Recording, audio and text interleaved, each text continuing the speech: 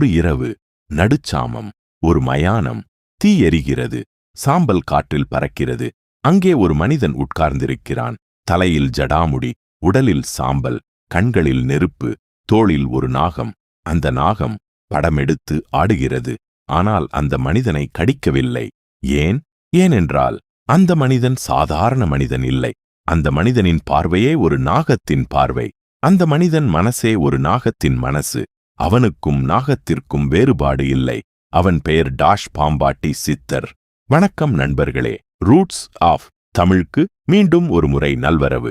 இன்று நாம் பேசப்போவது 18 சித்தர்களில் மிகவும் வித்தியாசமான சித்தரைப் பற்றி, மிகவும் மர்மமான சித்தரைப் பற்றி, மிகவும் ஆழமான கவிதைகளை எழுதிய சித்தரைப் பற்றி, பாம்பாட்டி சித்தரைப் பற்றி. இந்த வீடியோவை முழுவதும் பாருங்கள். ஏனென்றால் இறுதியில் நான் சொல்லப்போவது பாம்பாட்டி சித்தரின் ஒரு வரி. அந்த ஒரு வரி உங்கள் வாழ்க்கையை பார்க்கும் விதத்தையே மாற்றும். உறுதியாக சொல்கிறேன். ஆரம்பிப்போம். முதலில் ஒரு கேள்வி. பாம்பாட்டி சித்தர் என்று பெயர் ஏன் வந்தது? பாம்பு என்பது தமிழில் பாம்பு. ஆட்டுவது என்பது வசப்படுத்துவது. பாம்பை வசப்படுத்தியவர் என்று வெளியே தெரியும். ஆனால் இதன் உள்ளார்ந்த அர்த்தம் வேறு. பாம்பு என்பது குண்டலினி சக்தி. நட்டு வாங்கி என்று யோக மரபு சொல்லும் அந்த சக்தி. அந்த சக்தியை வசப்படுத்தியவர் பாம்பாட்டி சித்தர். இது வெறும் பாம்பு விளையாட்டு இல்லை. இது ஆழமான யோக சாதனை. பாம்பாட்டி சித்தர் யார்? எப்போது வாழ்ந்தார்? எங்கே வாழ்ந்தார்? இந்த கேள்விகளுக்கு தெளிவான பதில் இல்லை. சில ஆய்வாளர்கள் 8ஆம் நூற்றாண்டு என்கிறார்கள். சில ஆய்வாளர்கள் 12ஆம் நூற்றாண்டு என்கிறார்கள். ஆனால் அவர் வாழ்ந்த காலத்தை விட அவர் சொன்னது மிகவும் முக்கியம். அவர் சொன்னது இன்றும் உயிரோடு இருக்கிறது. அதை இன்று நான் உங்களுக்கு சொல்கிறேன். பாம்பாட்டி சித்தர் வாழ்ந்த இடம் சேலம் மாவட்டம் ஆத்தூர் அருகே. அவர் வாழ்ந்த குகை இன்றும் இருக்கிறது. அந்த குகைக்கு போகும் மக்கள் இன்றும் இருக்கிறார்கள். அந்த குகையில் ஒரு அமைதி இருக்கிறது என்று சொல்கிறார்கள். ஒரு சக்தி இருக்கிறது என்று சொல்கிறார்கள். அது உண்மையா என்று தெரியாது. ஆனால் அந்த குகை இன்னும் இருக்கிறது என்பது உண்மை. இப்போது பாம்பாட்டி சித்தரின் வாழ்க்கையை பற்றி பேசுவோம். அத்தியாயம் 1. சாதாரண மனிதனிலிருந்து சித்தனாக. பாம்பாட்டி சித்தர் ஒரு சாதாரண குடும்பத்தில் பிறந்தார். சிறு வயதிலிருந்தே வித்தியாசமாக இருந்தார். மற்ற குழந்தைகள் விளையாடும்போது அவர் தனியாக இருந்தார். பாம்புகளோடு இருந்தார். பாம்புகள் அவரை விரட்டவில்லை, கடிக்கவில்லை. அவர் அருகே வந்தன. அவர் கையில் ஏறின. அந்த காலத்தில் இது அதிசயமாக தெரிந்தது. மக்கள் பயந்தனர். ஆனால் அவர் பயப்படவில்லை. ஒரு தருணத்தில் அவருக்கு ஒரு விழிப்பு வந்தது. இந்த உலகம் என்ன? இந்த வாழ்க்கை என்ன? இந்த உடல் என்ன? என்ற கேள்விகள் பிறந்தன. அந்த கேள்விகளுடன் காட்டிற்கு சென்றார். குகையில் தவம் இருந்தார். பாம்புகள் அவரை சுற்றி காவல் நின்றன. தவத்தில் என்ன கண்டார்? அந்த கண்டுபிடிப்பை கவிதையாக சொன்னார். அந்த கவிதைகளே பாம்பாட்டி சித்தர் பாடல்கள். அத்தியாயம் 2. பாம்பாட்டி சித்தரின் மர்ம பாடல்கள். நண்பர்களே, இப்போது மிகவும் முக்கியமான பகுதி. பாம்பாட்டி சித்தர் பாடல்கள் தமிழ் இலக்கியத்தின் உச்சநிலை படைப்புகளில் ஒன்று. முதல் பாடல் கேளுங்கள். ஆடுவோமே, பள்ளிங்கொண்டு ஆடுவோமே, பரமனருள் பெற்று ஆடுவோமே. வெளியே பார்த்தால் ஒரு விளையாட்டு பாடல், ஆடுவோம் என்று சொல்கிறது. ஆனால் உள்ளே பார்த்தால் பள்ளிங்கொண்டு என்பது பல்லாங்குழி விளையாட்டு இல்லை.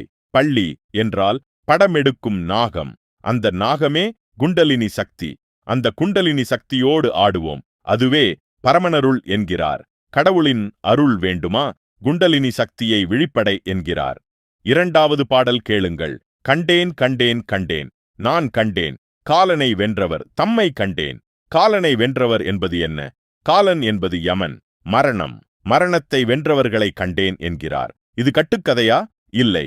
தியான நிலையில் மரணம் என்ற பயத்தை கடந்து விட்டவர்கள் இருக்கிறார்கள். அந்த நிலையை பாம்பாட்டி சித்தர் கண்டார். அது சொல்கிறார். மூன்றாவது பாடல். இது மிகவும் ஆழமானது. உண்மை தெரிஞ்சவர் யாரடா சாமி? உண்மை தெரிஞ்சவர் யாரடா? உண்மை தெரிந்தவர் யார் என்று கேட்கிறார். இந்த கேள்வி யாரை நோக்கி? நம்மை நோக்கி. நீங்கள் உண்மை தெரிந்தவரா என்று கேட்கிறார். நாம் என்ன என்று தெரியுமா? உலகம் என்னவென்று தெரியுமா? வாழ்க்கை என்னவென்று தெரியுமா? தெரிந்தால் சொல்லுங்கள் என்று சவால் விடுகிறார். நான்காவது பாடல் கேளுங்கள். பாம்பை போல வளைஞ்சு நெளிஞ்சு போனா பலனில்லடா சாமி, மேரா போ நேரா போ. வெளியே பார்த்தால் மேர்மையாக வாழு என்று சொல்கிறார். ஆனால் உள்ளே பார்த்தால் குண்டலினி சக்தி வளைந்து நெளிந்து போகாமல் மேராக மேலே ஏறணும் என்று சொல்கிறார். யோக பயிற்சியில் சக்தி மேரே மூலாதாரத்திலிருந்து சகஸ்ராரம் வரை ஏற வேண்டும் என்பது உள்ளார்ந்த அர்த்தம். 5வது பாடல். இது மிகவும் பிரசித்தமானது.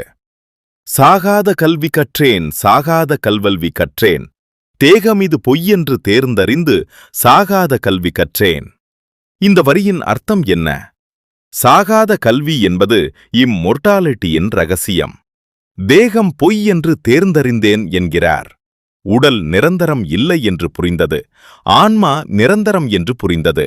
அந்த புரிதலே சாகாத கல்வி. இதை கற்றேன் என்கிறார். இன்று குவாண்டம் பிசிக்ஸ் என்ன சொல்கிறது? Energy cannot be created or destroyed. ஆற்றல் அழிவதில்லை. உடல் மண்ணாகிறது, ஆனால் அதிலிருந்த ஆற்றல் மாறுகிறது மட்டும். பாம்பாட்டி சித்தர் சொன்னது குவாண்டம் பிசிக்ஸின் தமிழ் கவிதை வடிவம். அத்தியாயம் 3. நாகமும் சித்தனும். இப்போது மிகவும் சுவாரஸ்யமான விஷயத்திற்கு வருகிறோம். பாம்பாட்டி சித்தருக்கும் நாகங்களுக்கும் உள்ள தொடர்பு என்ன? நாகம் என்பது தமிழ் மற்றும் இந்திய மரபில் ஒரு சாதாரண ஜீவன் இல்லை. நாகம் என்பது சக்தியின் குறியீடு. சிவபெருமானுக்கு நாகம் ஆபரணம், விஷ்ணுவுக்கு நாகம் படுக்கம் படுக்கை, கடவுளர்களுக்கு நாகம் நெருங்கிய உறவு. ஏனென்றால் நாகம் குண்டலினி சக்தியின் வடிவம், உயிரின் அடிப்படை சக்தி. அந்த சக்தியை கட்டுப்படுத்தியவனே சித்தன். சித்தன் ஆனவுடன் நாகங்கள் அவனை சேவிக்கின்றன என்று மரபு சொல்கிறது. நாகங்கள் எனர்ஜியை உணர்கின்றன. பயப்படுவதோ தாக்குவதோ எனர்ஜி ரியாக்ஷன். ஒரு மனிதன் தன் எனர்ஜியை முழுமையாக கட்டுப்படுத்தினால் நாகம் அவனை சேவிக்கும். இன்று ஹெர்பட்டாலஜி என்ற அறிவியல் துறை என்ன சொல்கிறது? பாம்புகள் இரையை ஹீட் சிக்னேச்சர் மற்றும் வைப்ரேஷன் மூலம் கண்டுபிடிக்கின்றன என்று. ஒரு மனிதன் முழுமையான அமைதியில் இருந்தால், ஹார்ட் ரேட் குறைந்தால், பிரீதிங் ஸ்லோ ஆனால், பாடி டெம்பரேச்சர் ஸ்டேபிள் ஆனால், பாம்பு அவனை த்ரெட்டாக ரெக்கனைஸ் செய்யாது என்று. பாம்பாட்டி சித்தர் அந்த நிலையை அடைந்திருந்தார். அவர் அருகே பாம்புகள் தாக்காமல் இருந்ததற்கு இது விஞ்ஞான விளக்கம்.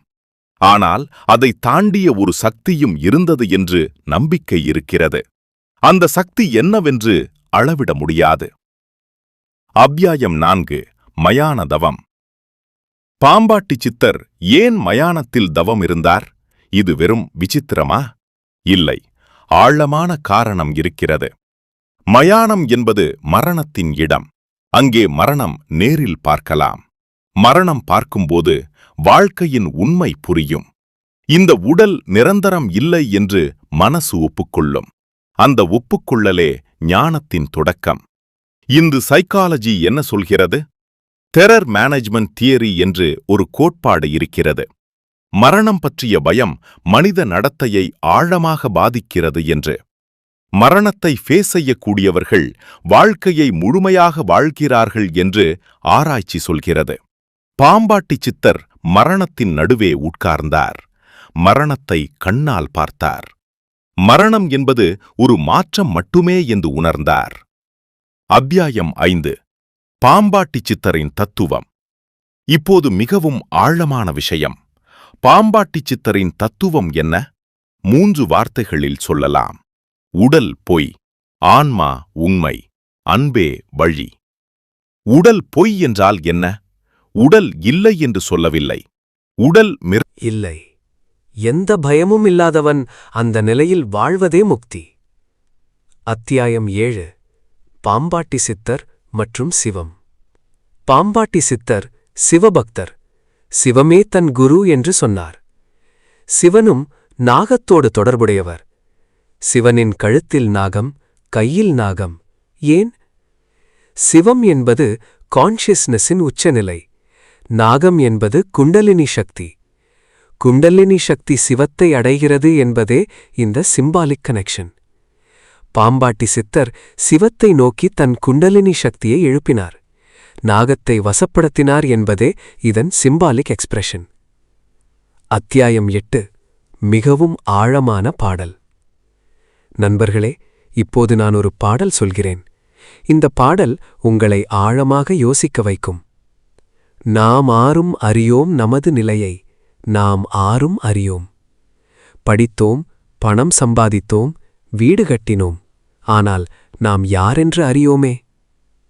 இந்த பாடல் யாரையும் குத்திக் காட்டுகிறது. படித்தவனையும் செல்வந்தனையும் புகழ் பெற்றவனையும் நீ யாரென்று தெரியுமா என்று கேட்கிறது. இல்லை என்று நாமே ஒப்புக்கொள்கிறோம். 1000 ஆண்டுகளுக்கு முன்பு சொன்ன இந்த வரி இன்று நம்மை பற்றி சொல்கிறது. ஃபேஸ்புக்கில் போட்டோ போடுகிறோம், இன்ஸ்டாகிராமில் லைக்ஸ் பெறுகிறோம், யூடியூபில் வியூஸ் பார்க்கிறோம். ஆனால் நாம் யாரென்று தெரியுமா? தெரியாது. அதை தெரிந்து கொள்வதே வாழ்க்கையின் உண்மையான குறிக்கோள் என்று பாம்பாட்டி சித்தர் சொல்கிறார். அத்தியாயம் 9. பாம்பாட்டி சித்தர் மறைவு மர்மம். பாம்பாட்டி சித்தர் எப்படி மறைந்தார்? இதுவும் மர்மம். அவர் இறந்தார் என்று சொல்வதில்லை, மறைந்தார் என்று சொல்கிறார்கள். குகையில் சென்றார், திரும்பி வரவில்லை என்று சொல்கிறார்கள். அவர் குகை இன்றும் இருக்கிறது. அங்கே போனவர்கள் ஒரு அமைதியை உணர்கிறார்கள் என்று சொல்கிறார்கள். இது கட்டுக்கதையா இல்லையா தெரியாது. ஆனால் அவர் சொன்னது கட்டுக்கதை இல்லை, அது உண்மை, இன்றும் உண்மை. அத்தியாயம் 10. பாம்பாட்டி சித்தரிடம் நாம் என்ன கற்றுக்கொள்ளலாம்? நண்பர்களே, இப்போது மிகவும் முக்கியமான பகுதி. பாம்பாட்டி சித்தர் நமக்கு என்ன சொல்கிறார்? முதலாவது, உடலை பொய் என்று சொன்னார். ஆனால் உடலை அலட்சியப்படுத்தவில்லை. உடலை கருவியாக பயன்படுத்தினார். உடலை கட்டுப்படுத்தினார். இதிலிருந்து நாம் கற்றுக்கொள்வது, உடலை பயன்படுத்துங்கள், உடலுக்கு அடிமையாகாதீர்கள். இரண்டாவது, மயானத்தில் தவம் இருந்தார். மரணத்தை நேரில் பார்த்தார். இதிலிருந்து நாம் கற்றுக்கொள்வது, வாழ்க்கை குறுகியது என்று உணருங்கள். அந்த உணர்வு வரும்போது வாழ்க்கையை முழுமையாக வாழ்வீர்கள். மூன்றாவது, நாகத்தை வசப்படுத்தினார். ஆனால் நாகத்தை கொல்லவில்லை. இதிலிருந்து நாம் கற்றுக்கொள்வது, உங்கள் பயங்களை வசப்படுத்துங்கள், ஆனால் அவற்றை அழிக்க முயற்சிக்காதீர்கள். பயம் உள்ளே இருக்கும், அதை கட்டுப்படுத்துங்கள். நான்காவது, தனியாக வாழ்ந்தார். ஆனால் தனிமையில் அல்ல, தன்னுடன் வாழ்ந்தார். இதிலிருந்து நாம் கற்றுக்கொள்வது, தினமும் கொஞ்சம் நேரம் தனியாக இருங்கள். போன் இல்லாமல், சோஷியல் மீடியா இல்லாமல் உங்களோடு நீங்கள் இருங்கள். ஐந்தாவது, கவிதையில் ஞானம் சொன்னார். எளிமையான வார்த்தைகளில் ஆழமான உண்மைகளை சொன்னார். இதிலிருந்து நாம் கற்றுக்கொள்வது, எளிமையே ஞானம். எவ்வளவு சிக்கலான விஷயத்தையும் எளிமையாக சொல்ல முடியும் என்றால் அது உண்மையான புரிதல். இப்போது நான் சொன்னதை ஞாபகம் வைத்துக் கொள்ளுங்கள். ஆடுவோமே பள்ளிங்கொண்டு ஆடுவோமே. உங்கள் உள்ளே இருக்கும் சக்தியை வெளிப்படையுங்கள். அந்த சக்தியோடு ஆடுங்கள். அதுவே பரமனருள், அதுவே முக்தி, அதுவே பாம்பாட்டி சித்தர் சொன்னது. நண்பர்களே, பாம்பாட்டி சித்தரின் உங்களுக்கு மிகவும் பிடித்த வரி எது என்று கமெண்டில் சொல்லுங்கள். இந்த வீடியோ உங்களுக்கு பயனுள்ளதாக இருந்தால் இப்போதே லைக் பண்ணுங்கள், ஷேர் பண்ணுங்கள். ரூட்ஸ் ஆஃப் தமிழ் சேனலை சப்ஸ்கிரைப் செய்யாதவர்கள் இப்போதே சப்ஸ்கிரைப் பண்ணி பெல் ஐகான் அழுத்துங்கள். பாம்பாட்டி சித்தரின் பாடல்களின் மறைமுக அர்த்தங்களை இன்னும் ஆழமாக சொல்ல இருக்கிறேன். காத்திருங்கள். வணக்கம்.